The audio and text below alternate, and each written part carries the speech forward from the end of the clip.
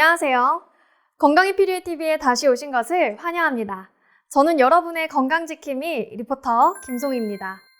여러분 혹시 사극이나 중세시대를 배경으로 한 외국 영화에서 감정이 격해져 충격을 받은 인물이 가슴을 움켜쥐고 쓰러지거나 뒤통수를 짚으며 쓰러지는 등 힘없이 무너지는 모습을 보신 적 있으신가요? 의료계에 종사하는 제 지인은 그런 장면을 볼 때마다 심뇌혈관 질환 때문이라고 이야기하곤 합니다. 오늘 저와 끝까지 함께 하시면 심뇌혈관 질환을 유발하는 주범과 예방법에 대한 정보도 얻어가실 수 있으니 끝까지 함께 해주시고 구독과 좋아요, 알림 설정, 공유 잊지 마세요. 심뇌혈관 질환은 심혈관 질환과 뇌혈관 질환을 아울러 이르는 말인데요. 심근경색증, 협심증, 심부전증, 뇌출혈, 뇌경색은 물론 이런 질환들에 선행하는 고혈압, 당뇨병, 동맥경화증, 고지혈증이 포함됩니다. 이 중 오늘 제가 다룰 주제는 고지혈증인데요. 이 고지혈증은 필요 이상으로 많은 혈액소 콜레스테롤이 혈관벽에 쌓여 염증을 일으키고 더 나아가 치명적인 질환을 일으키는 상태를 말합니다. 이렇게 들으시면 콜레스테롤이 마냥 나쁜 성분처럼 들리는데요. 꼭 그렇지만은 않습니다. 콜레스테롤은 세포막의 구성 성분인과 동시에 호르몬과 담즙의 재료 역할을 하고 우리 몸을 정상적으로 유지하는 데 사용되는 지질입니다. 하지만 뭐든 지나치면 좋지 않듯이 콜레스테롤이 우리 몸에 과도하게 쌓이면 문제가 되는 것이죠. 과도한 콜레스테롤로 인해 혈관벽에 염증이 생기고 이 염증이 심해지면 혈관이 좁아져 혈류를 방해하게 됩니다. 이 문제가 심장혈관에 생기면 협심증, 심근경색이 발생할 수 있고 뇌혈관에 생기면 뇌졸중이 됩니다. 그래서 고지혈증 진단을 받게 되면 적극적인 치료 권유를 받게 됩니다.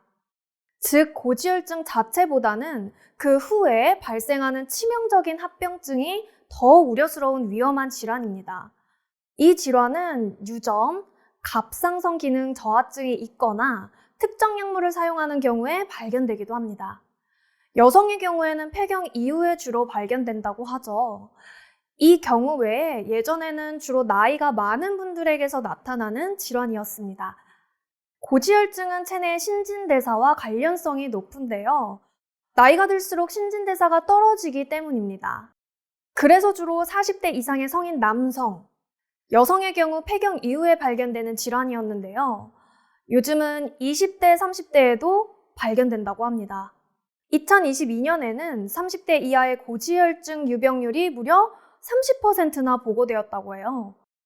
사람들의 식습관이 서구화되고 건강하지 못한 식습관에서 비롯되었다는 의견이 있습니다. 고지혈증이 한 번 생기면 평생 이 질환을 관리하며 살아가야 한다고 해요. 하지만 다소 희망적인 부분은 약물 이외의 생활습관 개선을 통해서 개선할 수 있는 여지가 많다는 것입니다. 평소에 바쁜 일과를 핑계로 고지방 음식이나 가공식품 위주의 식단으로 끼니를 해결하는 경우가 많다면 이러한 음식을 섭취하는 횟수를 점차 줄여나가는 것을 추천드립니다. 잡곡류, 콩류, 생선류, 채소류 등 비타민과 무기질, 그리고 섬유질이 풍부한 음식 위주로 구성된 식단 관리가 좋고 조리 방법은 튀김보다 굽거나 찌는 조리 방법이 고지혈증을 다스리는 데 좋다고 합니다. 뿐만 아니라 규칙적인 운동을 함께 병행한다면 고지혈증을 예방하거나 콜레스테롤 수치를 낮추는 데 아주 큰 도움이 됩니다.